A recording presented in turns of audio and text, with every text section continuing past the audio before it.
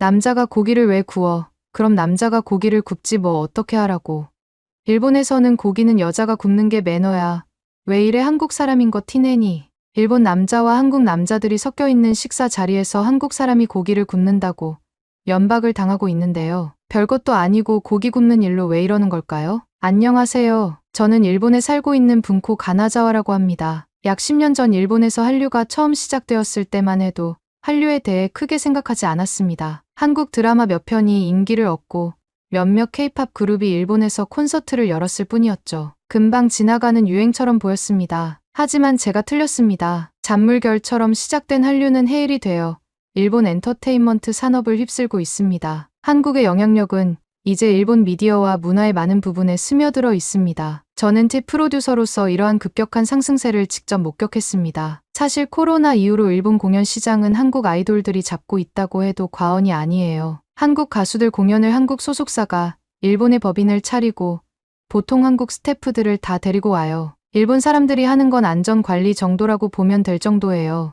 아니면 공연장 예약 정도요. 지난주에 저는 저희 채널에서 다가오는 새해 음악 프로그램에 게스트를 섭외하는 작업을 했습니다. 예전에는 항상 유명한 J-팝 그룹과 가수가 출연했었죠. 그런데 올해는 국장님이 라인업이 K-팝 아이돌로만 구성될 것이라고 알려주셨어요. 출연진을 구성하기 위해 6명의 한국 매니저와 협상을 해야 했죠. 일본 연예인은 단 한 명도 포함되지 않았죠.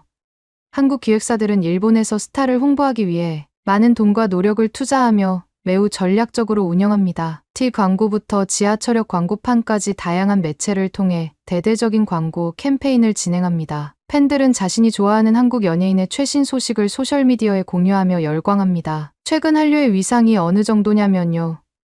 이제 일본 방송에는 한국어가 나오기도 해요. 예능에서 한국 가수들이 나와서 일본어를 못해서 한국어를 하는 게 아니고요. 심지어 TV 광고에서도 그냥 한국어를 써요. 광고에도 한국어를 쓰는 게 어떤 느낌인지 아시나요? 일본 사람들은 한국 가수가 한국어로 파는 제품에도 거부감을 느끼지 않는다는 거예요. 편의점에서 뉴진스라는 한국 가수가 코카콜라가 어디 있는지 찾는데요. 이런 대사들을 그냥 한국어로 넣었어요. 자막도 안 넣고요. 이제 한류 자체가 일본 문화가 된 정도예요. 광고가 전국적으로 방영된 후 클라이언트의 예상대로 실제로 소셜미디어에서 화제가 되었습니다. 10대 팬들은 장보기와 같은 일상적인 일을 하는 유진이 얼마나 잘생겼는지에 대해 열광했습니다. 또한 한국어 대사는 아이들이 번역을 마치거나 재미삼아 따라하는 등 화제가 되었습니다. 심지어 나이 있는 어른들조차도 한국어가 나온다는 사실에 열이 받아서 그 광고를 한 번씩 보니까요. 노이즈 마케팅으로도 완전히 성공한 셈이죠. 그런데 일본 사람들이 착각하고 있는 게 있어요. 한국에서도 이렇게 일본이 유행하고 있다고 생각해요. 한국 TV에서도 당연히 일본어가 나올 거라고 생각하죠. 한국 분들이 생각해보면 한국 방송에서 일본어를 본 적이 있나요? 일본 가수들이나 일본 방송인들을 본 적은 있어도 일본어로 말하는 사람을 본 적은 없을 거예요. 한국에서는 방송법으로 일본어 가사가 포함된 곡들을 부적격 처리하고 있거든요. KBS 심의부는 일본어 가사가 포함된 곡을 부적격 처리한다. 일본 음악이라도 가사가 없거나 영어로 돼 있다면 상관없다. 같은 이유로 우리나라 노래도 가사에 일본어식 표현이 있으면 필수 전파를 탈 수 없다. 방송사들이 일본 대중문화에 빗장을 건 것은 원래 정부 방침 때문이었다. 한국 정부는 국민들의 반일 감정을 고려하고 한국 문화를 보호하겠다는 취지로 일본 대중문화의 침투를 막았었죠. 그러다 1998년 10월 20일 일부 일본 영화 비디오 콘텐츠의 개방을 허용했는데요. 이때부터 일본 문화에 대한 벽이 허물어지기 시작했어요. 99년 9월 10일 영화와 공연 출판물의 문호가 열렸고 2000년 6월 27일에는 개방 범위가 대폭 확대됐다. 그래서 이런 일들도 있어요. 슬램덩크를 보셨던 어른들을 보면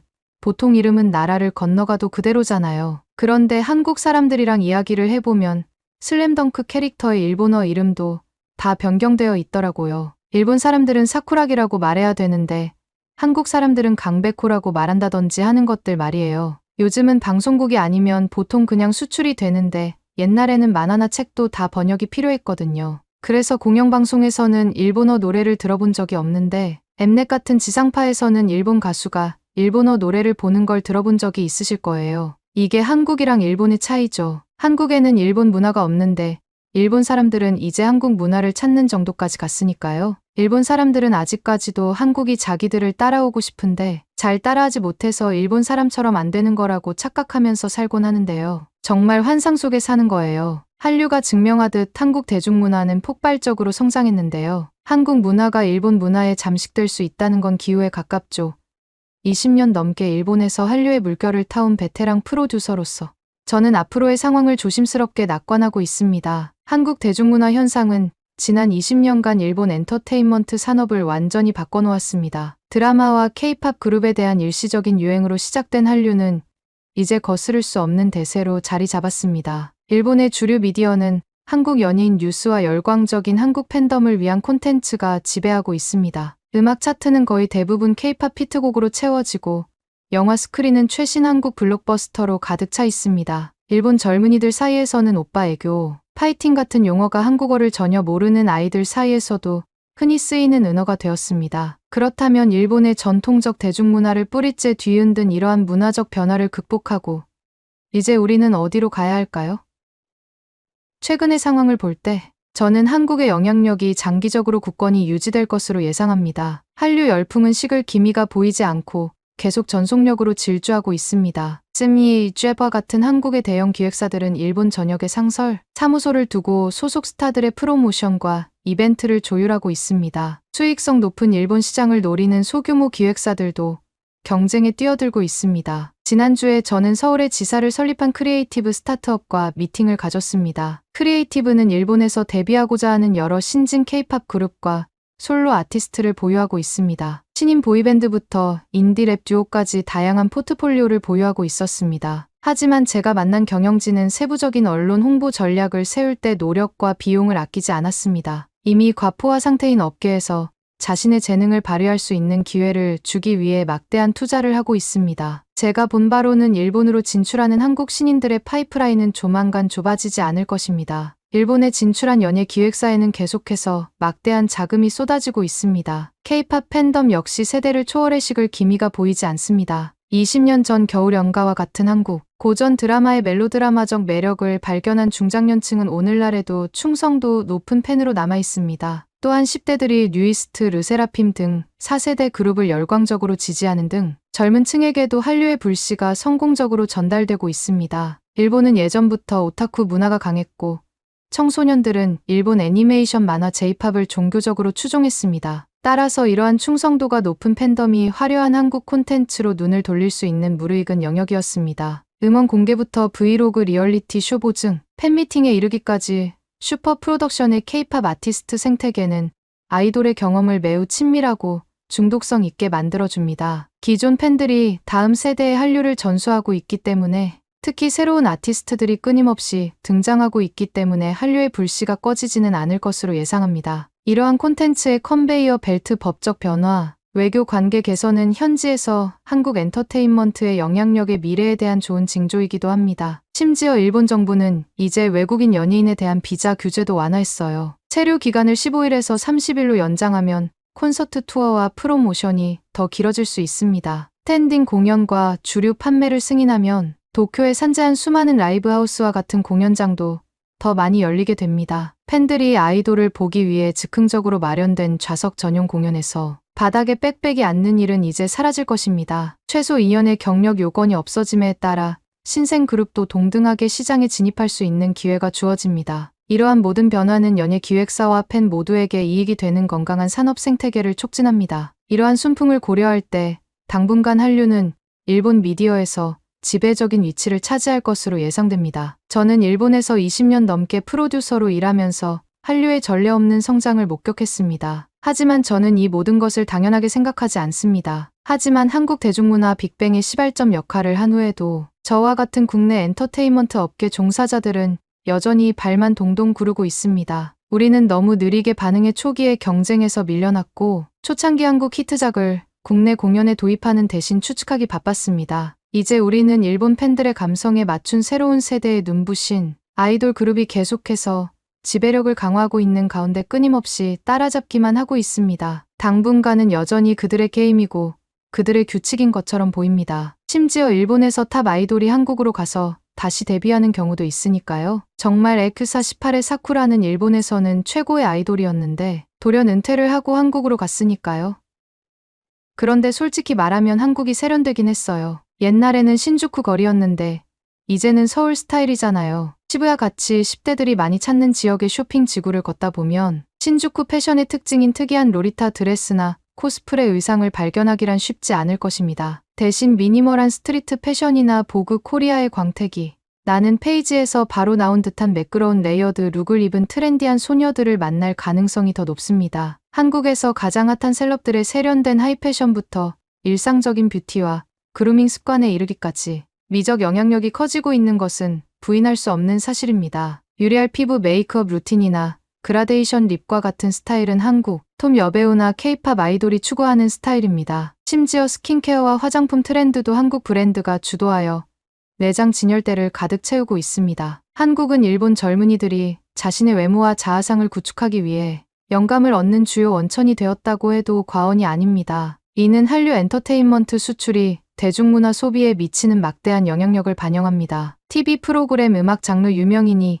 이끄는 대로 청소년의 패션 선택이 뒤따릅니다. 이는 가장 세분화된 수준까지 적용됩니다. 제 10대 조카 사이코는 친구들과 외출할 준비를 할 때마다 최근 열광하는 K 드라마에서 영감을 받은 의상을 고심해서 고르는 과정을 거칩니다. 그녀는 여자 주인공이 입는 시그니처 룩이나 스타일 디테일을 세심하게 표현하려고 노력합니다. 하지만 항상 이런 식이었던 것은 아닙니다. 20년 전 제가 처음 프로듀서가 되었을 때만 해도 일본 대중문화는 굳건한 자국 문화에 머물러 있었습니다. 장식적인 하라주쿠 소녀들과 같은 기발한 스트리트 패션, 서브컬처가 쿨함의 상징으로 자리 잡았죠.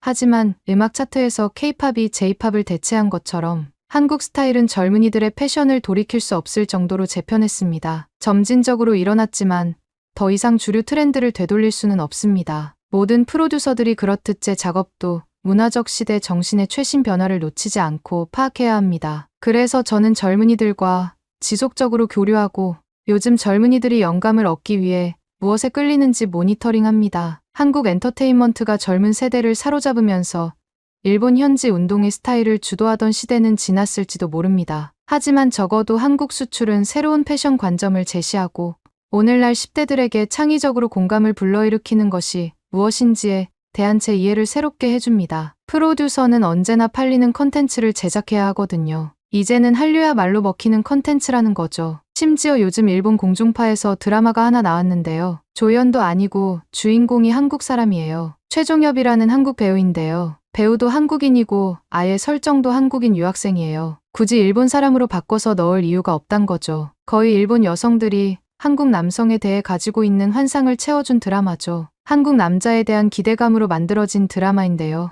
일단 첫 번째 특징이요. 키가 크고 어깨가 넓다는 거예요. 한국 남자는 의무적으로 군대에 가니까 대체로 몸이 좋다고 생각하거든요. 규칙적으로 운동하고 새끼 식사를 챙겨 먹고 힘든 훈련을 하면서 몸이 만들어졌을 거라고 생각해요. 두 번째 특징은 용감하다는 거예요. 일본 남성들은 이런 직진하는 면모가 없다고 생각하는 일본 여성들이 많거든요. 윤태원은 배달 아르바이트를 하며 알게 된 여주인공에게 호감이 생기자 먼저 고백한다. 좋아해요. 큰 소리로 외친다. 일본 여자들은 이 적극적인 모습에 반한다. 좋아한다는 말을 먼저 하고 솔직하며 남자답게 직진하는 마음이 있다고 캐릭터 설정을 한 거죠. 일본에서는 각자 자기가 좋아하는 패션 스타일을 쭉 고수하는 면이 있는 반면 한국 남자는 대체로 튀지 않게 입는 걸 좋아한다고 하더라고요. 깔끔하고 단정하며 트렌드에 맞춰 입은 옷차림에 일본 여자는 호감을 느낀다.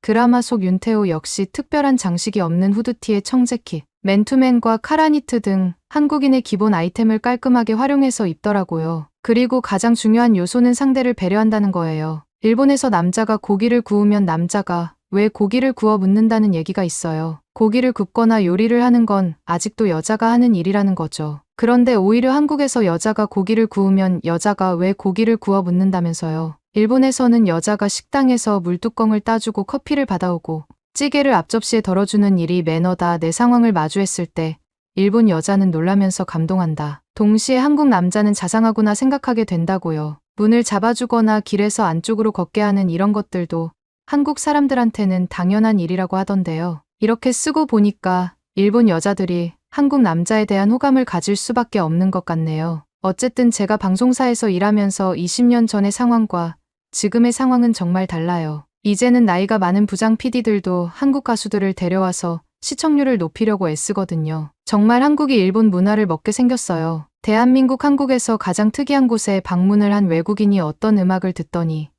펑펑 울기 시작하는데요. 이 외국인은 한국에서 어떤 사연이 있었던 걸까요? 안녕하세요. 프랑스 출신의 소프트웨어 엔지니어인 엘린이라고 합니다. 예전부터 저는 일본과 중국에 대한 선호도가 높았어요. 역사적이나 문화적인 부분 때문에 끌렸기 때문이죠. 그래서 첫 저는 여행지를 일본으로 결정을 했습니다. 일본에 도착하자마자 우아 신칸센이 빠른 속도로 플랫폼 앞을 지나갔습니다. 저는 무거운 여행 가방을 꽉 움켜쥐었어요. 전 아직 일본 사회의 효율성과 속도에 아직 익숙하지 않은 상태였습니다. 프랑스 출신의 소프트웨어 엔지니어인 저는 항상 일본이 기술 혁신의 진원지라고 생각하며 동경해왔어요. 로봇 레스토랑 말하는 화장실, 애니메이션 카페 등 확실히 일본은 미래지향적인 멋진 물건에 있어서는 분명 몇 년은 앞서 있었어요. 저는 첨단 기기 외에도 일본의 유구한 역사와 여러 세대에 걸쳐 이어져 내려온 복잡한 문화에 항상 매료되어 있었습니다. 다도부터 사무라이 전사와 명예 이야기까지 풀어야 할 층위가 너무나도 많았죠. 그래서 저는 4년 동안 저축한 끝에 30살에 마침내 파리에서 도쿄로 가는 편도 항공권을 예약했고 진짜 일본을 발견하기로 결심했습니다. 나리타 공항을 빠져나오자 네온사인이 깜빡이는 번화, 한거리에서 여행 가방을 끌고 가는 제 모습이 비현실적으로 느껴졌습니다. 저는 캡슐 침대를 수직으로 쌓아 올린 유명한 캡슐 호텔에 흥미를 느껴 온라인에서 사전 예약을 했었습니다. 이 침대는 정밀함과 소형화에 대한 일본의 기술을 완벽하게 담아내고 있었죠. 그 후 며칠 동안 저는 도쿄 지하철의 어지러운 미로에 감탄했고 최신 기기가 가득한 대형 전자제품 매장에서 길을 잃기도 했으며 번화한 치키지, 어시장에서 맛있는 초밥을 먹기도 했습니다. 특히 오타쿠와 애니메이션의 천국으로 유명한 전기 도시 아키하바라를 방문하게 되어 기뻤어요. 애니메이션 상품이 즐비한 혼란스러운 거리를 돌아다니는 것은 제 감각을 일깨워 주었어요. 쓰레기통이 보이지 않고 음악이 흘러나오는 온수 변기, 완벽한 45도 각도로 절하는 일본인들, 그리고 걸으면서 이야기를 하며 식사하는 것은 말할 필요도 없이 엄청난 문화적 충격이 있었습니다. 프랑스에서는 항상 이동 중인 것에 익숙해져 있었기 때문이죠. 관광지를 모두 둘러보면서 저는 일본이 얼마나 동질적인 사회인지 관찰할 수 있었습니다. 일본인이 95% 이상을 차지하는 일본에서는 다양성을 찾아보기 어려웠습니다. 인도에 뿌리를 둔 저는 확실히 눈에 띄었어요. 일본인들은 항상 예의 바르게 행동했지만 저는 사람들이 저를 흘기 쳐다보고는 시선을 돌리는 것을 느꼈습니다. 제 착각일 수도 있지만 어디를 가든 보이지 않는 장벽이 느껴졌어요. 언어도 여전히 어려움을 겪고 있었어요. 가이드에서 자주 사용하는 문장을 연습했지만 손짓과 가리키는 메뉴, 그림에만 의존해 일상적인 의사소통을 하는 것은 매우 까다로웠습니다. 스미마센은 제가 가장 자주 하는 말이 되었고 길을 잘못 찾거나 잘못 주문한 것에 대해 끊임없이 사과해야 했죠. 몇 주가 지나면서 도쿄의 콘크리트 정글은 점점 저를 더 밀실 공포증에 시달리게 했습니다. 현란한 네온 사이는 점점 어두워졌고 문화 충격은 더욱 깊어졌어요. 고향에서는 낯선 사람들의 미소볼 뽀뽀 전날 밤에 하키 경기에 대한 대화에 익숙해져 있었습니다. 하지만 일본 지하철의 무표정한 시선 신체적 접촉의 부재 정적은 저를 어색하게 만들었죠. 오해는 하지 마세요. 인프라의 위협과 기술의 마법 같은 능력은 여전히 제 마음을 놀라게 했습니다. 하지만 더 깊은 차원의 영감을 얻고자 하는 소프트웨어 전문가로서 저는 더 많은 것을 갈망하고 있었어요. 이 나라의 효율적인 기계를 움직이는 원동력은 무엇이었을까요? 사람들은 그 알 수 없는 가면 뒤에서 실제로 무엇을 느끼고 있었을까요?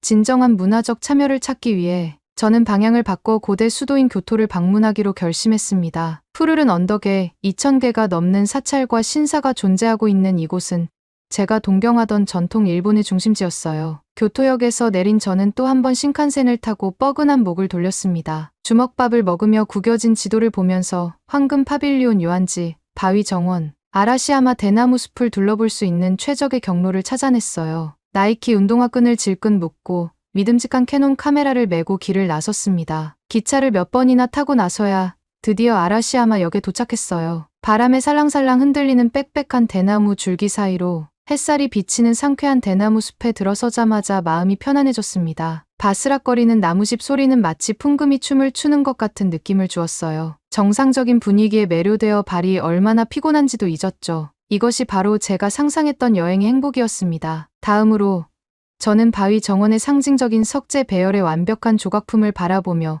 고요함을 느꼈습니다. 골든 파빌리온에서는 고요한 연못 위에 떠있는 빛나는 사원의 모습을 카메라의 여러 각도로 담으며 넋을 잃고 바라봤어요. 그 후 몇 주 동안 저는 빨간 도리가 늘어선 중세 거리를 거닐고 지역 신사에서 포춘 스틱을 흔들고 오미쿠지 종의 운세를 긁으며 행운을 빌었습니다. 말차가 들어간 음식 폭신폭신하고 고소한 팬케이크 입안에서 살살 녹는 와규와 같은 별미도 맛보았죠. 눈도 마주치지 않는 어색한 사회적 교류가 이어졌지만 저는 이케바나 꽃꽂이의 섬세한 예술, 하이쿠의 경제적인 시 등 일본의 미묘한 아름다움을 서서히 받아들이는 법을 배워나가고 있었죠. 드디어 교토에 적응해가고 있을 때쯤 비자 기간이 다가왔어요. 무거운 마음으로 여행 가방을 다시 챙기고 망설임 없이 도쿄로 돌아가는 기차에 몸을 실었습니다. 창가에 자리를 잡고 지나가는 풍경을 바라보며 떠나는 것에 대한 만감이 교차했습니다. 사실 화장실부터 은하계 비디오 게임 센터에 이르기까지 일본의 놀라운 기술력은 제 기대를 뛰어넘었습니다. 세계 최고 수준의 인프라와 초고속 대중교통을 뒷받침하는 놀라운 효율성을 직접 목격했죠. 하지만 로봇의 예의와 반짝이는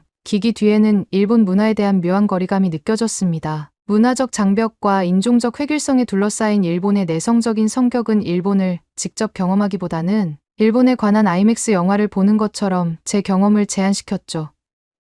풍부한 문화적 전통이 분명 강하게 흐르고 있었지만 외부인에게는 대부분 수면 아래에 머물러 있는 것처럼 보여졌습니다. 경직된 사회 구조와 드문 정서적 교류는 결국 제 활기찬 정신에 너무 많은 제약을 가하는 것처럼 느껴졌어요. 저는 일본의 극단적인 음의 기운을 보완할 수 있는 양, 즉 역동적으로 균형 잡힌 무언가를 갈망하고 있다는 것을 깨달았습니다. 풀리지 않는 가정을 정리하면서 저는 여전히 제가 찾지 못한 문화적 절반이 동아시아에서 더 발견되기를 희망하고 있다는 것을 알게 되었어요. 잠시 프랑스로 돌아와 자금을 더 모은 후 저는 동아시아에 한 번 더 도전해보기로 결심했습니다. 그렇다면 다음 행선지는 어디일까요?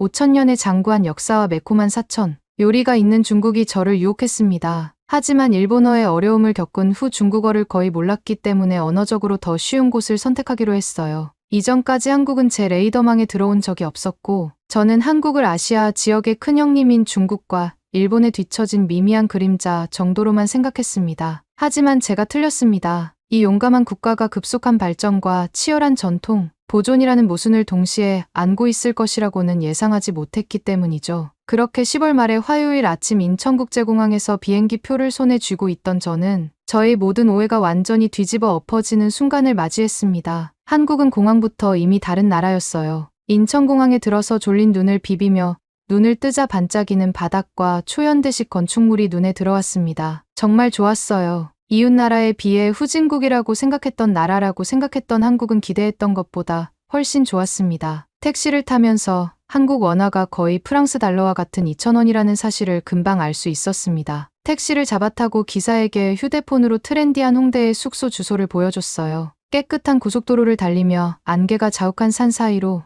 빽빽하게 들어선 고층 빌딩이 자리하고 있는 서울의 풍경을 바라보았습니다. 택시는 네온사인으로 빛나는 아기자기한 가게들이 즐비한 좁은 길에서 갑자기 멈췄습니다. 저는 택시에서 내려 여행 가방을 들고 위층으로 올라가 기본적이지만 편안한 호스텔 숙소에 체크인했어요. 유럽과 호주에서 온 흑많은 동료 여행자들이 밤거리, 문화의 핫한 장소에 대해 시끌벅적하게 이야기를 나누고 있었습니다. 시차로 인해 너무 오래 쉬고 싶지 않은 저는 활기찬 홍대 거리로 달려가 한국에서의 모험을 시작했죠. 서울에서의 첫날은 주로 동네 바비큐 집에서 군침 도는 고기 요리와 맛있는 반찬으로 배를 채우는 것이었어요. 걸어다니면서 매력적인 한옥 마당집과 번쩍이는 노래방 옆에 자리 잡은 힙한 지하 미술관을 발견했습니다. 서울의 활기찬 거리는 한국에 대한 부당한 편견을 품고 있는 제 마음을 뒤바꿔 주었어요. 한국은 과연 위풍당당한 중국과 혁신적인 일본의 영향이 뒤섞인 영감을 주지 못하는 평범한 나라로 저에게 느껴질까요? 저는 한국이 일본의 세련된 미학에 견줄 만한 문화적 전통이 부족할 것이라고 확신했습니다. 결국 방탄소년단 같은 화려한 케이팝 밴드와 해외에 진출한 한국식 바비큐 체인점들은 저에게 진정한 깊이보다는 대중적인 상업성을 외치는 것처럼 보였죠.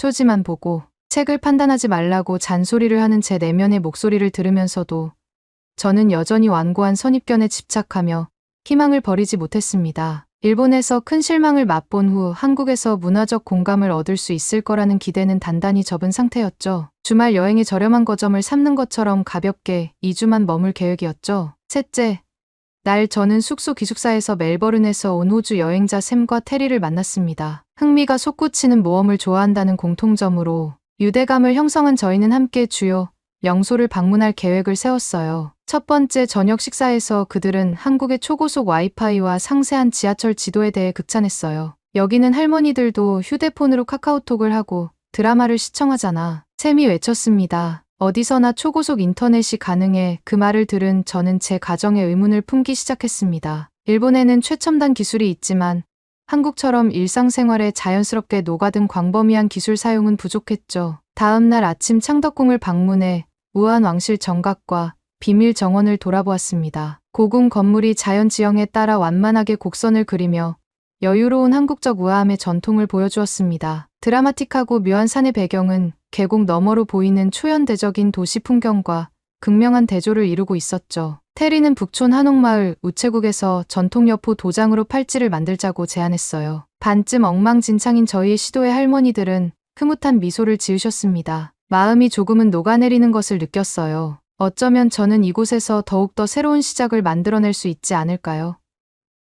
그날 저녁 술에 취한 저는 노래방에서 프랭크 시나트라의 마이웨이를 불렀는데 여러 언어로 된 무궁무진한 노래 옵션에 감탄했습니다. 저희는 홍대 클럽에서 새벽까지 춤을 추었고 24시간 동안 쉴 틈 없이 돌아가는 한국의 라이프 스타일과 즐거운 밤에 에너지에 흠뻑 취했어요. 지하철을 타고 넓은 도시를 가로질러 어렵지 않게 숙소로 돌아왔습니다. 숙소에서 친구들은 친구 일본 프랑스 화성 어디에서든 겹겹이 쌓인 기대에 짐을 내려놔 첫 번째 큰 여행을 떠나기 전에 가졌던 개방성을 다시 찾아봐 샘이 격려했습니다. 두 사람의 말에 감동한 저는 2주 동안 편견을 버리고 한국에 공정한 기회를 주겠다고 다짐했어요. 얼마 지나지 않아 저희는 북촌 한옥마을을 방문했고 그곳에서 유학 중인 샘의 대학생 친구 엘린과 마주쳤습니다. 엘린은 고려대학교에서 경영학 학위를 받기 위해 6개월의 학기를 마무리하고 있었어요. 고려대학교와 같은 유명 국제대학이 이곳에 있는 줄은 전혀 몰랐습니다. 엘린은 장기 교환 학생으로서 숨겨진 문화적 보석을 발견한 한국인 팁을 아낌없이 제공해 주었어요. 저희는 그녀와 함께 역사적인 도시 전주로 주말 여행을 예약했습니다. 그녀는 저희가 지금까지 서울에서 보았던 것보다 더 깊이 있는 한국 문화, 한국의 뿌리를 대표하는 한국 문화에 대한 통찰을 약속했죠.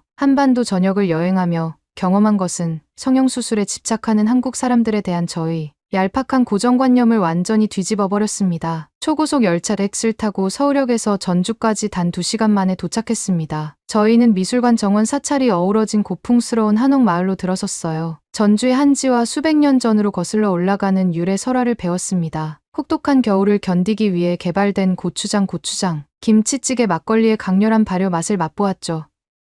밝은 색의 천막 아래에서 한국 할머니들은 추억의 반지부터 손바느질로 만든 지갑까지 완벽한 느낌의 전통 공예품을 판매했습니다. 우아한 기생과 근엄한 관리들이 등장하는 왕실 행렬 재현도 보았어요. 놀랍게도 한국 전통 무용 안무에는 K-팝의 드라마틱한 다리 찢기나 엉덩방아 찢기가 전혀 없었습니다. 가장 인상 깊었던 것은 어머니를 떠올리게 하는 한국 사람들의 친절과 따뜻함이었습니다. 어머니의 등에 엎인 채 평화롭게 어머니의 리듬에 맞춰 흔들리는 한국 아기들이 촉감을 통해 문화적 지혜를 흡수하는 모습이 보였어요. 아기들은 해맑게 웃으며 내국인과 외국인 사이의 낯설물 지우고 저를 바라보곤 했습니다. 밤에는 전주의 대표 음식인 비빔밥을 먹었는데 건강에 좋은 채소와 짭조름한 고기, 고소한 밥이 영양학적으로 조화를 이루고 있는 재료들을 맛있게 비벼 먹었습니다. 북적이는 먹자골목은 역사책에서나 나올 법한 풍경이었어요. 그날 밤 전통 목조 한옥 게스트하우스에서 매트를 깔고 누워 새로운 경험에 지친 몸과 마음을 달래며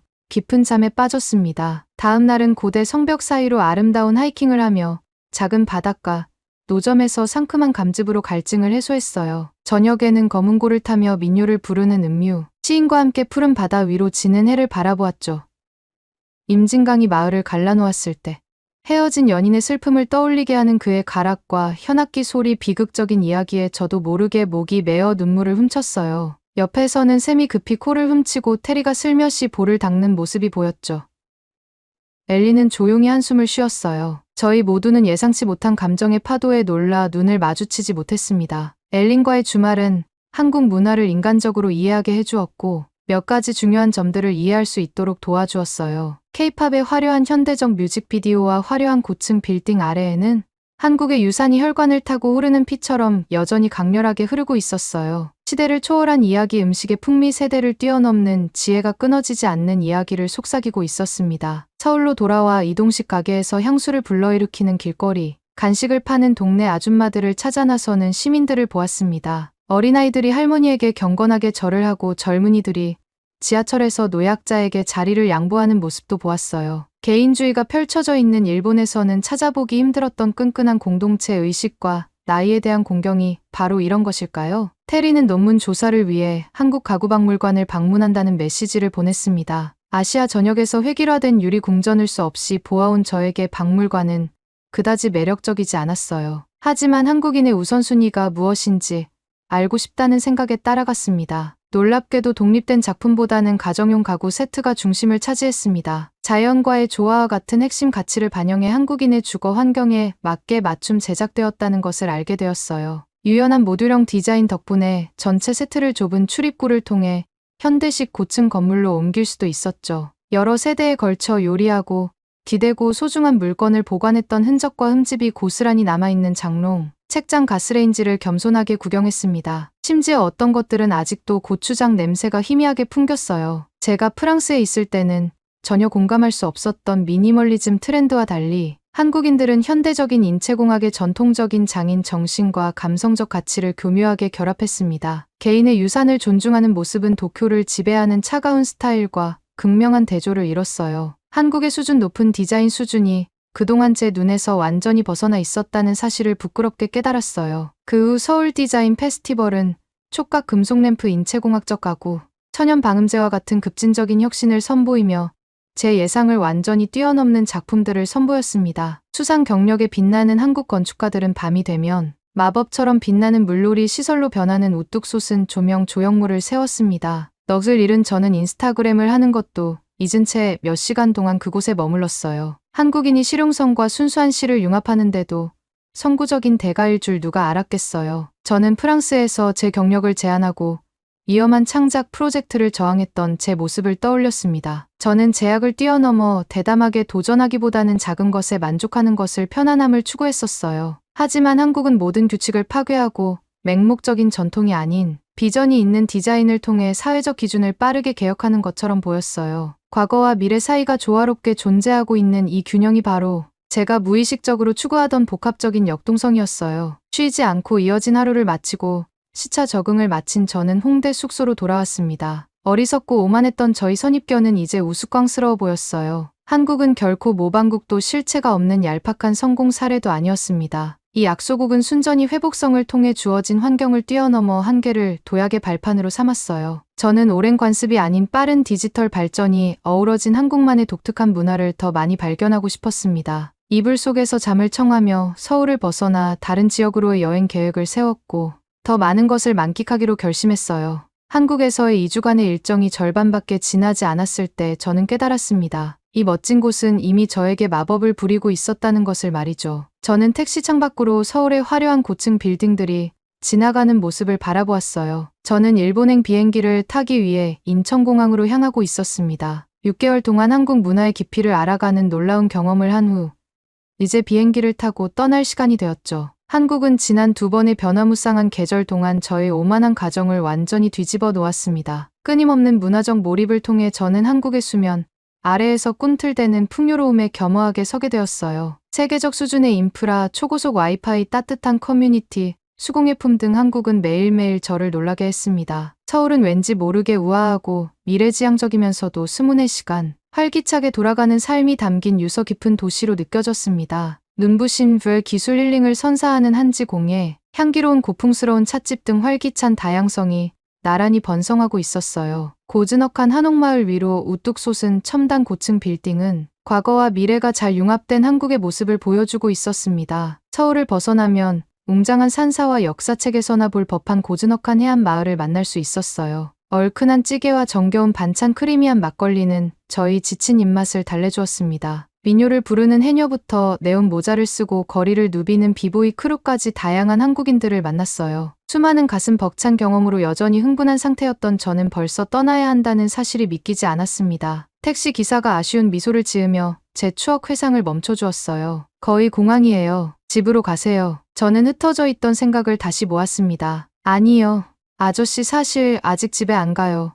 몇 주 동안 일본으로 휴가를 가려고요. 깜짝 놀란 그는 잘 다녀오세요. 라고 외쳤어요. 그래도 한국이 더 낫죠.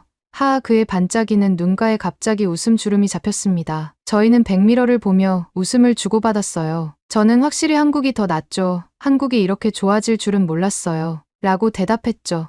사는 생각에 잠겨 고개를 끄덕이며 다행이네요. 한국과 일본은 정말 다른 점이 많아요. 특히 사람들이요. 라고 대답했어요. 저는 제 잘못된 가정이 두 나라에서의 초기 경험에 어떤 색을 입혔는지 생각하며 웃으며 아저씨 말이 맞아요. 이번엔 일본에 대해서도 열린 마음을 가지고 떠나보려고 다시 한번 기대를 하고 싶어요. 라고 이야기했어요. 택시 기사는 웃으며 좋아요. 그럼 나중에 어느 나라가 더 마음에 드는지 알려주세요. 라고 대답해 주었어요. 그가 제 가방을 건네는 동안 다른 택시들은 출국장으로 미끄러지듯 올라가고 있었어요. 그는 안전한 여행을 기원하며 한국어 명함을 건네주며 나중에 한국과 일본에 대한 저의 평을 듣고 싶어 했죠. 저는 그에게 이메일을 보내기로 약속하고 체크인 줄에 합류하기 위해 공항으로 향했습니다. 인천공항을 둘러보면서 익숙한 놀라움이 다시금 저를 덮치는 것을 느꼈어요. 한국의 사용자 친화적인 시스템은 여전히 매일 저를 놀라게 했죠. 토론토나 런던 히스로와 같은 글로벌 허브 공항을 부끄럽게 만드는 세계적인 수준의 공항이었습니다. 인천공항은 가장 효율적인 공항 중 하나로 손꼽히며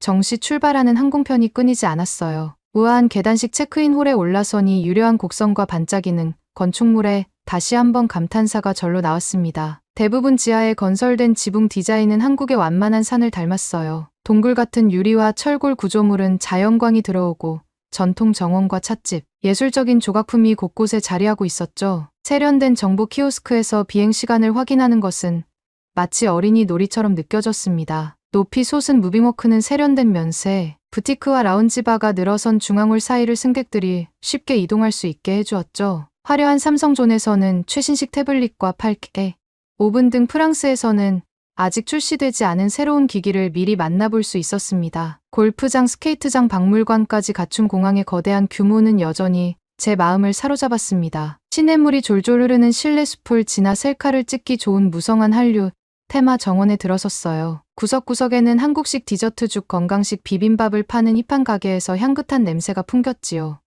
효율적이면서도 친절한 유니폼을 입은 공항 직원들이 여행객을 돕기 위해 준비된 모습을 볼 수 있었어요. 한국어, 일본어, 중국어, 영어로 신속하게 요청을 처리하는 모습을 보면서 한국의 글로벌한 면모를 엿볼 수 있었습니다. 이와 대조적으로 일본에서는 구글 번역기에 의존하지 않고서는 의사소통이 잘 되지 않는 경우가 많았죠. 숙소 근처에서 아이들의 창의력을 자극하는 터치스크린이 있는 전통 예술과 공예 공간을 발견했습니다. 레고처럼 생긴 거대한 빛이 나는 벽돌을 제대로 쌓으면 증강 투영을 통해 삶동물로 변신했습니다. 세계의 다양성을 기념하는 다문화 체험존에서는 신이 난 아이들이 한복을 입어보고 연꽃 종이접기를 체험하고 있었어요. 비좁은 복도와 낡은 인테리어의 일본 나리타 공항과 비교하면 인천은 정말 발전한 느낌이 들었습니다. 일본은 처음에는 기술적인 면에 매료되었지만 전통적인 사고방식이 때때로 원활한 기능을 방해했습니다. 하지만 한국은 이 뛰어난 공항이 증명하듯 진보와 전통의 균형을 훌륭하게 유지했어요. 딜로이트 컨설팅 그룹은 인천공항의 편안함, 편리함 청결도 연에서 몇 년 연속 세계 최고의 공항으로 선정한 적도 있었어요. 한국어, 일본어, 영어로 표시되는 탑승구 알림 덕분에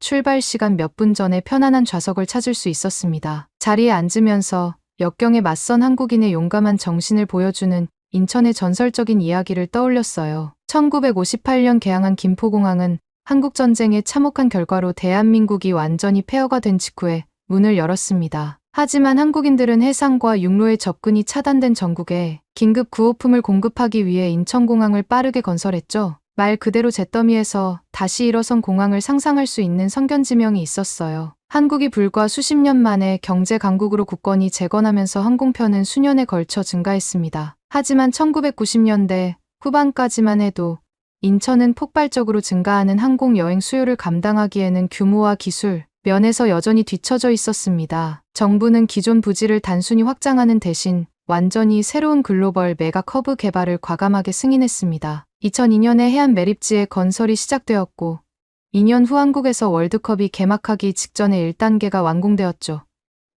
비행기가 활주로를 부드럽게 가속함과 동시에 인천과 같은 인프라를 통해 날아오르는 대한민국의 모습을 상상해 보았습니다. 이 불사조 같은 나라는 전쟁의 침략 피비린내 나는 정치적 혼란 엄청난 금융위기 심지어 탄핵당한 대통령 등 격동의 역경을 딛고 부활을 거듭하고 있었어요. 또 대한민국 국민은 매번 잿더미에서 새로운 시작을 만들어냈습니다. 초라했던 인천공항을 수상 경력에 빛나는 경이로운 건축물로 확장한 것처럼 국민들은 협동과 노력 회복성을 통해 미래를 승리의 발판으로 바꾸어 놓았습니다. 당시만 해도 국제항공 전문가들조차도 한국 정부의 터무니없이 야심찬 비전을 비현실적인 프로젝트라고 일축했습니다. 그러나 한국은 예상과 일정에 맞춰 끈질기게 목표를 달성함으로써 그들을 다시 한번 물리쳤습니다. 2005년 기록을 경신한 이 새로운 공간은 광대한 글로벌 연결의 시대를 열었고 이후 수십 년 동안 한국의 놀라운 변화의 역사를 촉발시켰습니다. 물론 그 과정에서 부패한 정치인 스캔들이 터지거나 재벌의 독점에 대한 반발이 일어나는 등 성장 궤도에 장애물이 생기기도 했습니다. 참을성이 없는 젊은 세대들은 때때로 고착화된 위계질서와 낡은 사회 규범에 항의하기도 했어요. 하지만 개척자의 심장은 여전히 힘차게 뛰고 있었습니다. 한국의 뛰어난 인프라는 스타일과 실속을 겸비한 뛰어난 디자인을 통해 바다를 가로질러 두려움 없이 나아가는 대담한 집단 정신을 반영했어요. 인천공항은 이제 속박에서 벗어나 광활한 한국인의 상상력을 보여주는 살아있는 기념비로서 숨을 쉬고 있습니다. 마법 같은 서울이 은빛 구름 뒤로 사라지는 동안 저는 여전히 진화를 거듭하며 비행 중인 이 용감한 나라를 바라보며 흐뭇한 미소를 지었습니다. 격동의 시기에 한국은 후발 국가들의 유혹에 굴하지 않고 용감한 인내를 통해 고개를 들고 있었습니다. 초현대적 승리의 풍요로움과 향수를 불러일으키는 뿌리를 가진 이 용감한 페이스 세터가 그리워질 것입니다. 작은 창문 너머로 구름을 바라보며 일본 여행의 다음 일정이 궁금해졌습니다. 문화적 제약이 많은 보수적인 일본에서도 제 예상을 뒤엎는 비슷한 놀라움을 선사할 수 있을까요? 어쩌면 마음을 좀 더 넓게 열면 말이죠. 일본 여행을 마치고 인천공항에서 비행기에서 내리자 익숙한 공항의 냄새를 맡으며 다시 돌아온 기분이 들었습니다. 일본과 흥미로운 대조를 이뤘던 한국은 이제 왠지 모르게 제 아시아 고향처럼 느껴져 더 깊은 공감을 불러일으켰어요. 세관을 통과한 후 홍대 숙소에서 샘과 테리와 함께 여행 소감을 나누며 이야기를 나눴습니다. 돌아오는 친구를 위해 최고의 한국 음식을 준비했었지. 이제 제대로 된 한국 음식을 먹을 시간이야. 샘이 따끈따끈한 떡볶이를 건네며 말했습니다. 저는 알싸한 김치부터 달콤하고 고소한 디저트까지 한국의 찬란한 음식 풍경에 다시 빠져들 준비가 된 듯 미소를 지었어요. 저희는 가장 좋아하는 고추장 맛집에서 제대로 된 귀국 만찬을 즐기기 위해 밖으로 나섰습니다. 테이블 위 바비큐 그릴에서 지글지글 구워지는 고기를 먹으며 질서정연한 일본과 역동적인 한국의 문화적 차이에 대해 이야기를 나눴습니다. 이제 양국에 대해 베테랑인 저희는 소주잔을 기울이며 흥미로운 관찰을 주고받았죠. 테리는 일본에서는 엄격한 성역할에 갇힌 느낌이 들었다고 말했고 한국은 여성의 권리 강화 측면에서 더 진보적이라고 느꼈다고 말했습니다. 도쿄에서는 우연히 1960년대로 시간여행을 온 것 같았어. 라고 테리는 외쳤어요. 술에 취한 샐러리맨들의 파티에서 술을 따르는 직원을 제외하고는 밤에 외출하는 여성을 거의 볼 수 없었어. 하지만 한국의 여성들은 회의실 건설 현장, 심지어 밤의 길거리까지 장악하고 있어.